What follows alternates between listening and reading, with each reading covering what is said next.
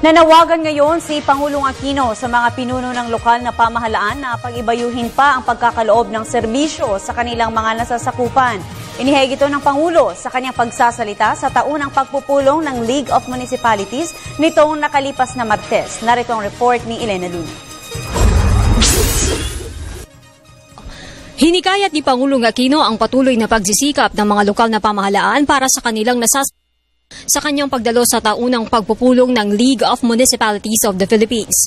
Ayon sa Pangulo, ang mga lokal na lider na ito ang may lalim ng pag-unawa sa sitwasyon ng kanilang lugar.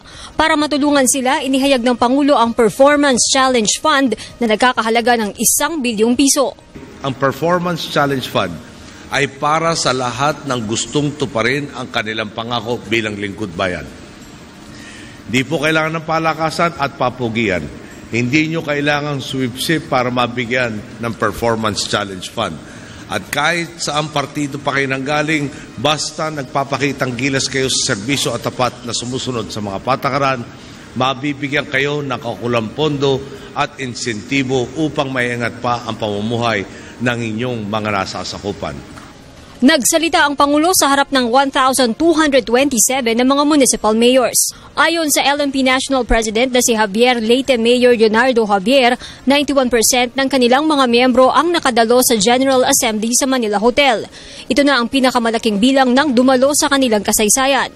Sinabi ng LMP President na pagpapakita ito ng interes ng mga lokal na lider na matuto, magbahagi at magsikap para sa inclusive growth. Naging pagkakataon na rin ito ng Pangulo para paalala ang iba pang mga mayor ng apektadong lugar ng Bagyong Yolanda na ihabol ang pagsusumite ng kanilang programa. Meron tayo kasi mga programa para sa Region 6, 7, and 8 para sa Yolanda at meron pa mga ibang programa na hindi naman nakatutok sa Yolanda. Pero pagdiinan ko lang po yung sa Yolanda. Okay. Meron tayo inaasahan kasi mga tinatawag na Program of Works na 271. Ito po yung pagbabalik ng kanilang mga munisipyo, mga palengke at mga civic center. So far po, ang nag-submit na ng kanilang Program of Works na siyang pagmumulan ng parang dahilan o rason para ma-release yung pondo, out of 271, 228 na po ang nag-submit ng Program of Works.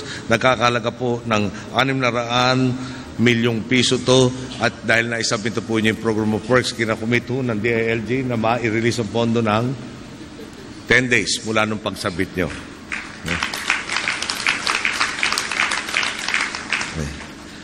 Ang problema ko lang ho, merong 43 na hindi pa ho nagsasubmit.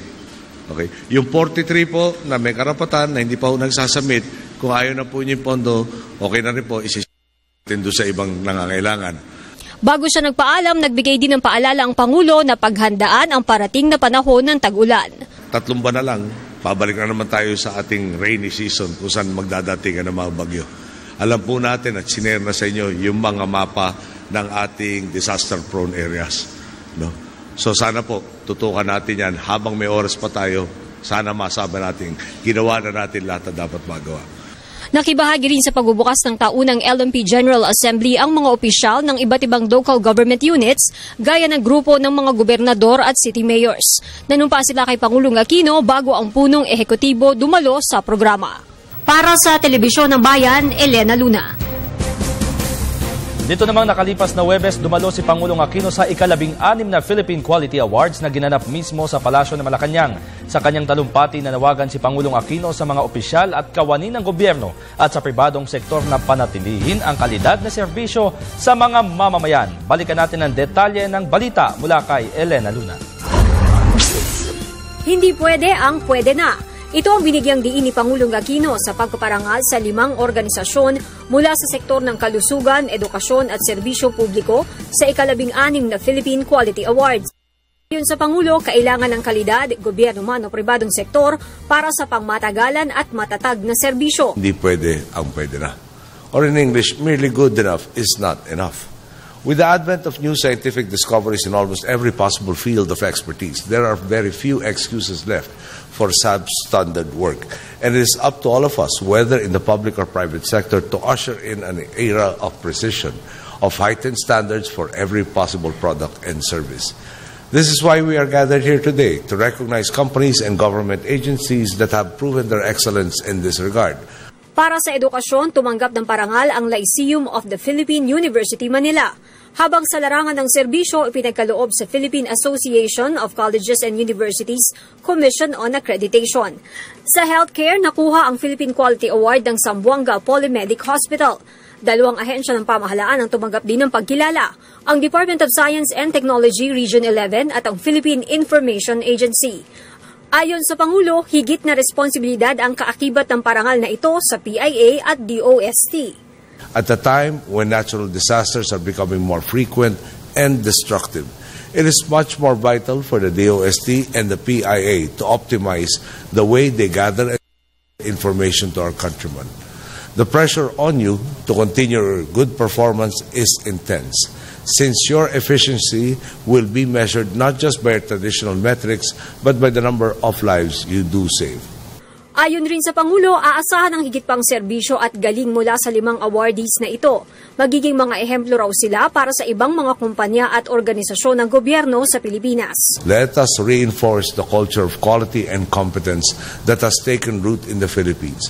If we continue working together, whichever sector we may be in, we can ingrain a culture that shuns mediocrity and consistently pursues excellence. We can build on our successes as one country and complete our turnaround into a society of inclusiveness and opportunity. Taong 1997, itinatag ang PQA sa bisa ng Executive Order 448 ni dating Pangulong Fidel Ramos. Para sa Telebisyon ng Bayan, Elena Luna.